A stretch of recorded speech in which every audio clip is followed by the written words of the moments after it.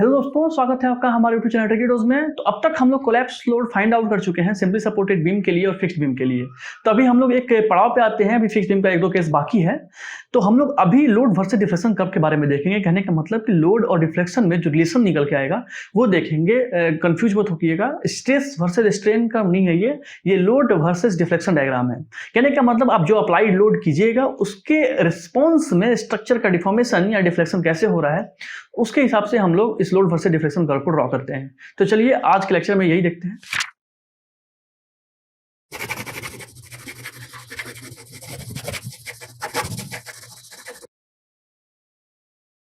तो आज हम लोग लोड वर्सेस डिफ्लेक्शन कर्व के बारे में देखेंगे कोलैप्स तक के। कहने का मतलब जो हम लोग लोड अप्लाई करेंगे उसके रिस्पॉन्स में स्ट्रक्चर के अंदर डिफ्लेक्शन किस रेट से होता है उसके बारे में देखेंगे इस डायग्राम से।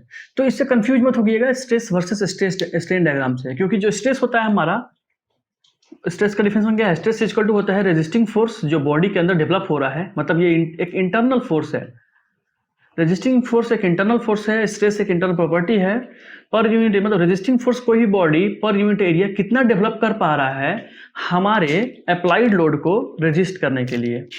हमारे दिए गए मतलब ये मिला जुला के रेजिस्टिंग फोर्स, अगर बॉडी इक्विलिब्रियम में, अगर बॉडी सक्सेसफुली रेजिस्ट कर दे लोड को, तो जो बॉडी पे अप्लाइड लोड होगा उसी के बराबर हमारा रेजिस्टेंस फोर्स बॉडी डेवलप कर लेगा।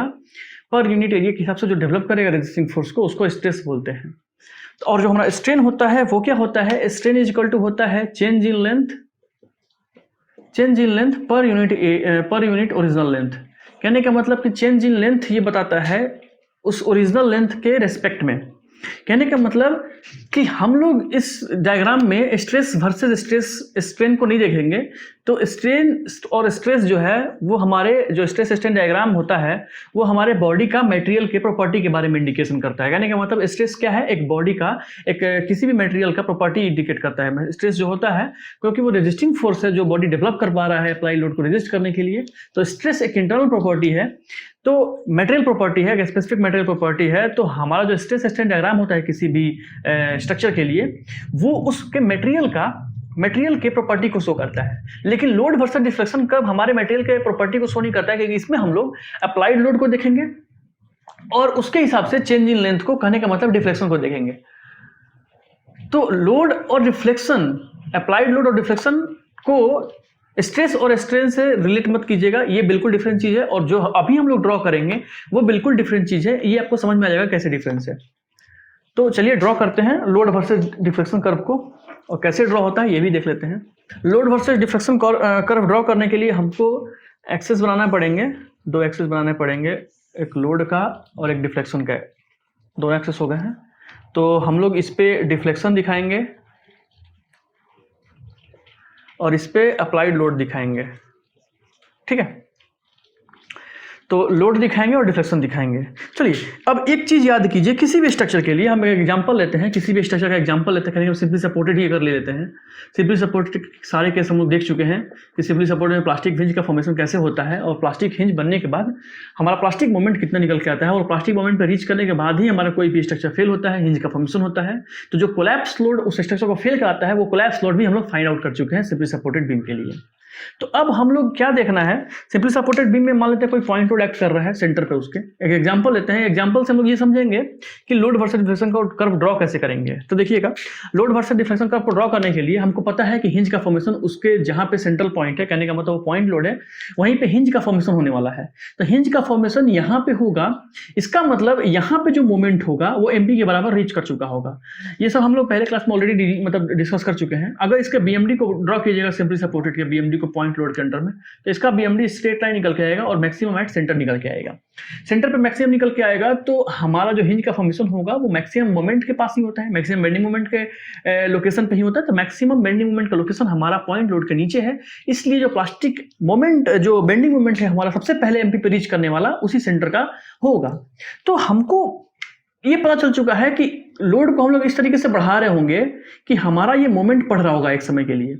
मोमेंट बढ़ते बढ़ते बढ़ते बढ़ते एमपी तक पहुंच जाएगा, तब यहाँ पे प्लास्टिक हिंज का फॉर्मेशन हो जाएगा, और उस प्लास्टिक हिंज के बनने के बाद ये जो लोड आप लगा रहे हैं, ये लोड को नहीं ले पाएगा स्ट्रक्चर रेजिस्ट ही नहीं कर पाएगा। आप एकदम 0.000 कुछ भी लोड लगाइएगा, उस किसी लोड को वो रेजिस्ट नहीं कर पाएगा, किसी लोड को नहीं ले पाएगा, क्योंकि जो हमारा स्ट्रक्चर है वो अंडरगो रिजिड बॉडी ट्रांसलेशन या फिर रिजिड बॉडी रोटेशन। स्ट्रक्चर के अंदर या तो रिजिड बॉडी ट्रांसलेशन हो गया या फिर रिजिड बॉडी रोटेशन हो गया। तो इन दोनों के होने की वजह से स्ट्रक्चर हमारा फर्दर कोई लोड नहीं लेगा। तो ध्यान दीजिएगा, एक चीज डिस्कस करेंगे हम लोग। स्ट्रेस स्ट्रेन कर्व से एक चीज समझते हैं कि भाई ये डिफरेंस क्यों है स्ट्रेस स्ट्रेन कर्व से, कैसे डिफरेंट है। तो एक तो पैरामीटर का डिफरेंस नजर में आ रहा है कि भाई यहाँ पे हम लोग स्ट्रेस और स्ट्रेन के बीच में ड्रॉ करते हैं ग्राफ को, यहाँ पे लोड वर्सेस डिफ्लेक्शन कर्व का ड्रॉ कर रहे हैं, क्योंकि लोड अप्लाइड लोड है और डिफ्लेक्शन एक्चुअल जो डिफ्लेक्शन हो रहा है स्ट्रक्चर के अंदर वो हम लोग नोट कर रहे हैं। पहला बात। दूसरा बात, ध्यान दीजिएगा, जब स्ट्रेस स्ट्रेन कर्व, एक चीज आपका हो सकता है मे बी ये पुरखों से आपका ये डाउट बना रहा होगा कि जब हम लोग स्ट्रेस स्ट्रेन कर्व को ड्रॉ करते हैं, स्ट्रेस स्ट्रेन कर्व को, तो जो हमारा डायग्राम निकल के आता है वो माइल्ड स्टील के लिए मान लेते हैं, माइल्ड स्टील के लिए कुछ ऐसा निकल के आता है। तो हम लोग इसके बारे में डिस्कस कर चुके हैं कि ये जो हमारा पार्ट होता है वो इलास्टिक पार्ट होता है पूरा। उसके बाद इलास्टिक के बाद हमारा बॉडी फाइनली पूरे प्लास्टिक में चला जाता है। प्लास्टिक में जाने का मतलब, कहने का मतलब कि अब अगर बॉडी में कोई डिफॉर्मेशन कॉज कर दीजिएगा तो वो डिफॉर्मेशन बॉडी 100% रीगेन नहीं कर पाएगा। उन डिफॉर्मेशन को, प्लास्टिक डिफॉर्मेशन को बॉडी रीगेन नहीं करेगा। उसके अलावा जितने भी इलास्टिक डिफॉर्मेशन होंगे उसको बॉडी हमारा रीगेन कर लेगा। तो ध्यान दीजिएगा, यहाँ पे आपको एक लीनियर डायग्राम देखने को मिल रहा था। कहने का मतलब कि लीनियर कहने का मतलब कि एक्स एक्सिस पैरेलल, मतलब स्ट्रेन के पैरेलल। तो ये क्या इंडिकेशन करता है, ये हमारे यील्डिंग को इंडिकेशन करता है। यील्डिंग क्या होता है, ऐसा रीजन जिसमें स्ट्रेस ना बढ़े स्ट्रेन बढ़े, मतलब जिसमें without any further increase in stress, मतलब स्ट्रेस ना बढ़ रहा हो और स्ट्रेन हो रहा हो। कहने का मतलब कि आप एक बार खुद से सोच के देखिएगा, स्ट्रेस बढ़ नहीं रहा है, इसका मतलब ये तो नहीं है कि स्ट्रेस जीरो है। स्ट्रेस बढ़ नहीं रहा है, इसका ये मतलब तो नहीं कि स्ट्रेस जीरो है। कहने का मतलब कि इस पॉइंट पे हमारा स्ट्रेस है फर्दर। कौन सा स्ट्रेस है वो, उसी को तो बोलते हैं यील्डिंग स्ट्रेस। कहने का मतलब एक बार हमारा मटेरियल यील्डिंग स्ट्रेस से पहुंच गया, उसके बाद स्ट्रेस बढ़ाने की जरूरत नहीं पड़ेगी। कहने का मतलब लोड अभी भी अप्लाइड हो रहा होगा, लोड अभी भी लग रहा होगा, लेकिन वो लोड लग रहा होगा, लेकिन लोड का जो रिस्पॉन्स, मतलब बॉडी का जो रिस्पॉन्स है उस लोड के करस्पॉन्डिंग में, मतलब लोड लग रहा है, स्ट्रेस नहीं बढ़ रहा है, स्ट्रेन बढ़ रहा है। ये कैसे हो रहा होगा, तीनों चीज, इन तीनों चीज को रिलेट कीजिए, एक बार दिमाग में सोचिए।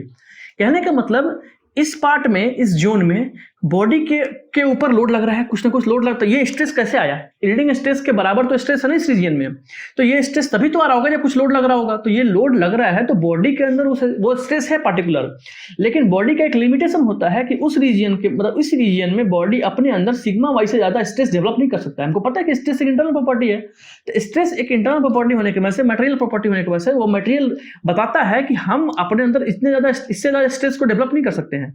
कहने का मतलब हम जब लोड लगा रहे हैं, एक जैसी लोड लगाते लगाते वो ऐसा लोड लगा दिए कि बॉडी हमारा स्ट्रेस तक पहुंच गया, मतलब कि यील्डिंग तक पहुंच गया, तो उसके बाद हमको लोड तो बढ़ाना ही पड़ेगा। लोड तो फिर भी बढ़ेगा लेकिन स्ट्रेस नहीं बढ़ेगा।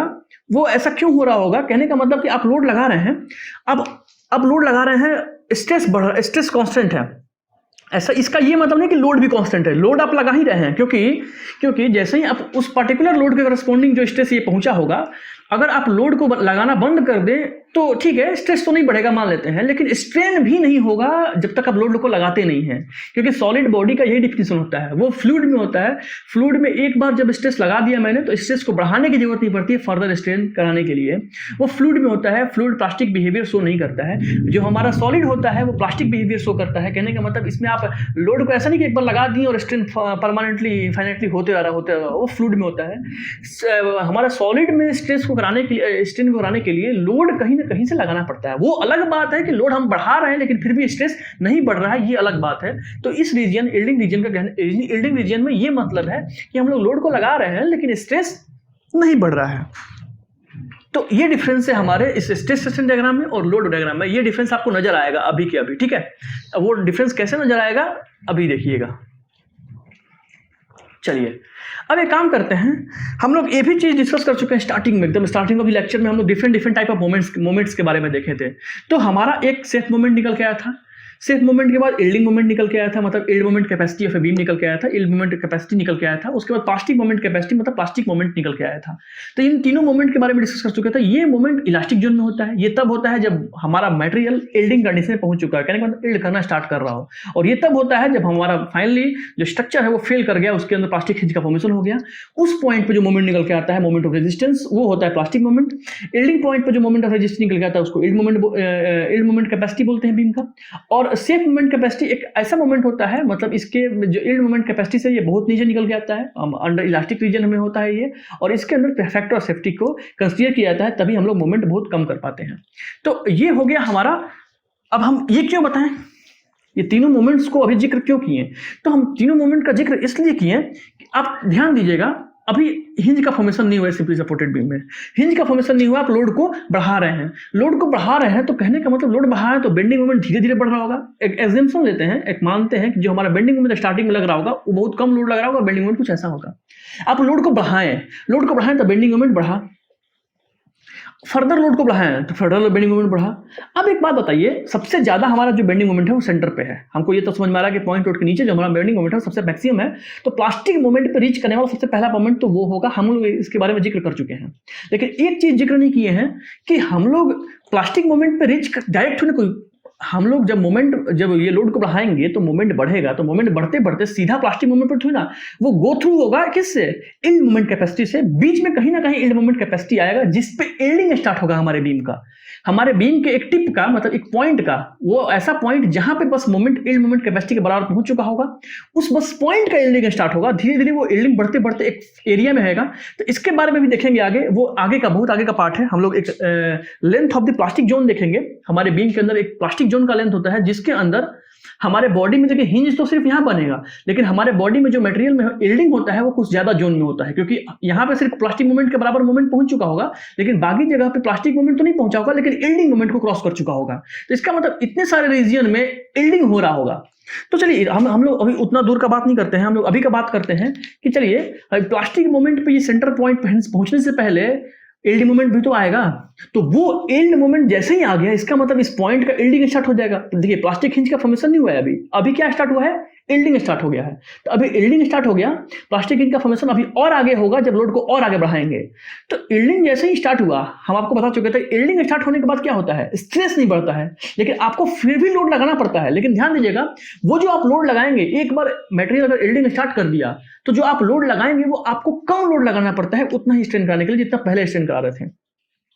इसको अभी आपको समझ में नहीं आएगा, मैं भी हो सकता है। तो इसको एक डायग्राम था। अभी ये सब तो क्लियर हो गया ना कि भाई प्लास्टिक मोमेंट पे पहुंचने से पहले हमको यील्ड मोमेंट को जाना पड़ेगा, और हमारा प्लास्टिक मोमेंट मतलब प्लास्टिक हिंज का फॉर्मेशन से पहले हमारे बॉडी में यील्डिंग स्टार्ट होगा। तो यील्डिंग पहले होता है, उसके बाद ही प्लास्टिक मोमेंट का फॉर्मेशन होता है। तो चलिए हम लोग लोड वर्सेस डिफ्लेक्शन कर्व को देखते हैं, ड्रॉ करना स्टार्ट करते हैं। तो लोड वर्सेस डिफ्लेक्शन, लोड लगा रहे हैं, डिफ्लेक्शन हो रहा है, लोड लगा रहे हैं, डिफ्लेक्शन हो रहा है। ये बिल्कुल इलास्टिक जोन है, कहने का मतलब यहां तक जो हमारा मटेरियल का रिस्पॉन्स होगा कुछ ऐसा होगा कि लोड लगा रहे हैं और डिस्कशन भी हो रहा है और स्ट्रेट लाइन आ रहा है हमारा डायग्राम। देखिए अब उसके बाद क्या होगा, यहां पे एज्यूम करते हैं कि ये ऐसा लोड है जो लोड उस पॉइंट पे यील्डिंग स्टार्ट कर दिया, मतलब इसके वजह से बीम के किसी पॉइंट पे यील्डिंग स्टार्ट हो गया। ये ऐसा पॉइंट है कि बीम के किसी पॉइंट के अंदर यील्ड मोमेंट कैपेसिटी के बराबर मोमेंट रीच कर चुका है और यील्डिंग स्टार्ट हो चुका है। अब जैसे ही यील्डिंग स्टार्ट हो चुका है, इसका मतलब तो ये है कि स्ट्रेस नहीं बढ़ेगा, लेकिन इसका ये मतलब थोड़ी ना कि लोड भी नहीं बढ़ाएगा। आपको लोड तो लगाना ही पड़ेगा डिफॉर्मेशन कराने के लिए, आपको लोड लगाना ही पड़ेगा डिफ्लेक्शन कराने के लिए, लेकिन जो आप लोड लगाएंगे आपको कम लोड लगाना पड़ेगा। कहने का मतलब आप इसको एग्जांपल से समझिएगा।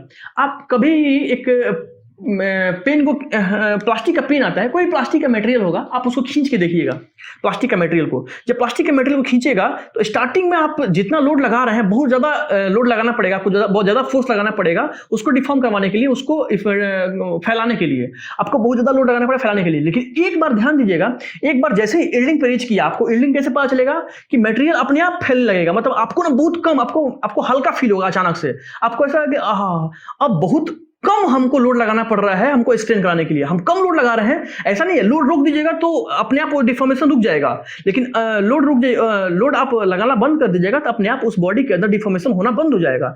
ठीक है, लेकिन आपको लोड लगाना पड़ेगा वो डिफॉर्मेशन कराने। देखिए यील्डिंग में पहुंच चुका है, लेकिन फिर भी आपको लोड लगाना पड़ेगा डिफॉर्मेशन को कराने के लिए, और वो लोड हमारे वो लोड बहुत कम होगा पहले वाले लोड से, मतलब जितना लोड पहले लगा रहे थे उससे कम लोड लगाना पड़ेगा, तो उसको हमारा इस ग्राफ का स्लोप इंडिकेट करेगा। तो हमारा जो स्लोप होगा वो थोड़ा सा रिड्यूस हो जाएगा, हमारा स्लोप जो होगा वो थोड़ा सा रिड्यूस होएगा। कहां तक रिड्यूस होगा? जब तक प्लास्टिक हिंज का फॉर्मेशन नहीं होता। तो यील्डिंग मोमेंट कैपेसिटी के बाद सीधा क्या आएगा? Plastic moment capacity. मतलब यील्डिंग होने के बाद हमारे बीम में क्या होगा? सीधा प्लास्टिक हिंज का फॉर्मेशन होगा। तो हमारे यील्डिंग होने के बाद किसी भी बीम में प्लास्टिक हिंज का फॉर्मेशन होगा, और यील्डिंग और प्लास्टिक के बीच जो हमारा लोड लगाना पड़ेगा वो कम लगाना पड़ेगा। कैसे कम लगाना पड़ा, इसको एक आप स्लोप से समझ सकते हैं। इसका स्लोप ज्यादा है, कहने का मतलब आपको ज्यादा लोड लगाना पड़ रहा है कम डिफ्लेक्शन कराने के लिए। इसका स्लोप ज्यादा है, मतलब आपको कम लोड लगाना पड़ रहा है, ज्यादा डिफ्लेक्शन हो जा रहा है उसके अंदर में। तो डिफ्लेक्शन कराना आपको आसान जरूर हो गया, लेकिन ऐसा नहीं है कि आपको लोड लगाना नहीं पड़ेगा, लोड फिर भी आपको लगाना पड़ेगा। तो हम लोग जैसे ही प्लास्टिक हिंज पे प्लास्टिक हिंज का यहाँ पे फॉर्मेशन हुआ, उसके बाद स्ट्रेस छोड़िए, स्ट्रेस तो चलिए बढ़ेगा ही नहीं, स्ट्रेस तो यील्डिंग के बाद ही नहीं बढ़ रहा था, उसके बाद लोड भी नहीं बढ़ाना पड़ेगा आपको। अब उसके बाद आपको जो हिंज का फॉर्मेशन हो गया ना, आपको लोड भी नहीं लगाना पड़ेगा डब्ल्यू का, ताकि वो डिफॉर्म करे। आप लोड हटा दीजिए, अपने आप वो झूल के नीचे गिर जाएगा खड़ाक से। तो कहने का मतलब कि जैसे ही प्लास्टिक हिंज का फॉर्मेशन हुआ, या प्लास्टिक मोमेंट कैपेसिटी के बराबर जैसे ही किसी बीम के अंदर प्लास्टिक हमारा मोमेंट पहुंचा, बेंडिंग मोमेंट पहुंचा, उसके बाद आपको फर्दर लोड भी नहीं लगाना पड़ेगा। तो उसके बाद जो हमारा लोड होगा, लोड भी कांस्टेंट हो जाएगा। तो उसके बाद ये तो इसको ऐसे डॉटेड से दिखाते हैं। उसके बाद जो डायग्राम होगा हमारा एकदम पैरेलल टू एक्स एक्सिस, कहने का मतलब फर्दर लोड नहीं बढ़ाना पड़ेगा आपको, फिर भी डिफॉर्मेशन देखने को मिलेगा। तो लोड नहीं बढ़ा रहे हैं। ये कौन सा लोड है? ये ऐसा लोड है जिस लोड पे हमारा प्लास्टिक हिंज का फॉर्मेशन हो चुका है, या फिर प्लास्टिक मोमेंट के बराबर मोमेंट बीम के अंदर आ चुका है। तो ये रहा हमारे लोड वर्सेस डिफ्लेक्शन कर्व का डायग्राम। अब इसके बारे में 2-3 लाइनें लिखेंगे ताकि आपको रिटेन कर पाए दिमाग में उस चीजों को। तो ये देखिए इंपॉर्टेंट है, इसका स्लोप यहाँ पे जरूर चेंज कीजिएगा, स्लोप जरूर डिक्रीज कीजिएगा। तो इसको यहाँ पे क्लिक चीज ले सकते हैं। इट इज ये तो पहले ऊपर से लिख चुके हैं हेडिंग कि ये एक लोड वर्सेस डिफ्लेक्शन कर्व है, ना कि not a stress versus strain curve. तो यहाँ पे मैंने एक नोट लिख दिया, कहने का मतलब कि ये एक लोड वर्सेस डिफ्लेक्शन कर्व है, ना कि स्ट्रेस वर्सेस स्ट्रेन कर्व है। तो इससे आप कंफ्यूज मत होइएगा। और ध्यान दीजिएगा, अच्छा हाँ, एक चीज डिस्कस करते हैं। ये ऐसा लोड है जिस लोड पे प्लास्टिक का यील्डिंग स्टार्ट हो गया, मतलब बीम का यील्डिंग स्टार्ट हो गया। तो ये कैसा लोड हुआ? ये ऐसा लोड है जिस पॉइंट पे हमारे बीम के अंदर प्लास्टिक मोमेंट कैपेसिटी के बराबर मोमेंट रीच कर गया है, प्लास्टिक हिंज का फॉर्मेशन हो चुका है। अब हमको लोड नहीं बढ़ाना पड़ रहा है फर्दर डिफ्लेक्शन कराने के लिए। इसका मतलब ये कैसा लोड होगा? इसी को बोलते हैं कोलैप्स लोड।